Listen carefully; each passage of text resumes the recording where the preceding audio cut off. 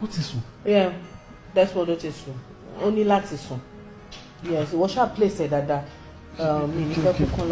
Just place our. You don't want to watch a soon, baby. More drug again. You what? Yeah. More logo. Why? Just don't ask me why now. You know why. It won't disturb her later on. She's just been talking. Any pause when you stop. Won't disturb anyone, Lara.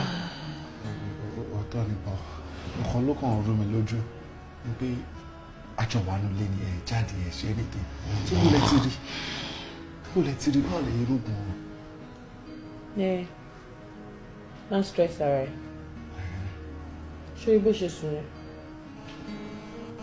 Ìwọ wàá lọlé as in today wàá lọlé wàá shower wàá sùn mọ́jú.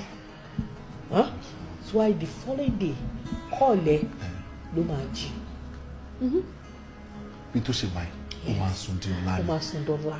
That's the dose. Tí ìdáhùn question tí mo béèrè lọ́wọ́ yìí. Yes, baby. Kí ló lé ní gbogbo àjọ wa jáde àbí ṣe róyàn ṣe ni ṣe róyàn lógún ní wọ́n lẹ ti rógún ọ̀hún.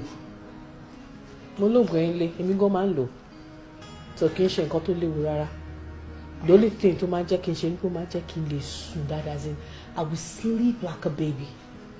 Torí èmi ní problem pé mo máa ń bórun jà ni mi kì í lè sùn. So tí má lè ti lo oògùn oorun yẹn máa sùn for 2 days. Mi ò ní step out of my compound. Àǹtí ìyá wèrè gan-an gidi. Ìyá wèrè gidi gan-an ni. So fi sílẹ̀ jẹ́ kó máa hàn rẹ̀ lọ. She'll be fine.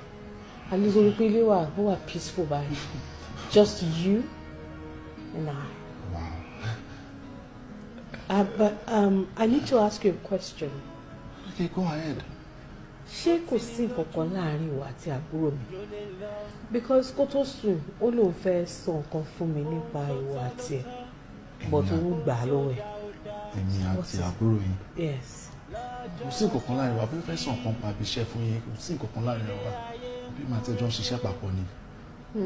Ọ̀rẹ́ lásán ni wá iṣẹ́ láti jọ ṣiṣẹ́ so there's nothing. Yeah, I think there's nothing because èmi gan ti béèrè lọ́wọ́ ẹ̀. And she told me that you guys are just friends. That is true. We're just friends. Back on the others who are pàdé oní tiẹ̀. You understand? So, no, if you're sure, you're sure, right? I'm sure, very sure. Ṣé ibi tí ọ̀rọ̀ dé sí? That's all for me. Ṣé nínú family mi àní máa ṣe pé ẹ̀gbọ́n dáàdi mi kò ló pa tó ló parọ́ ìpìyẹn pa ni.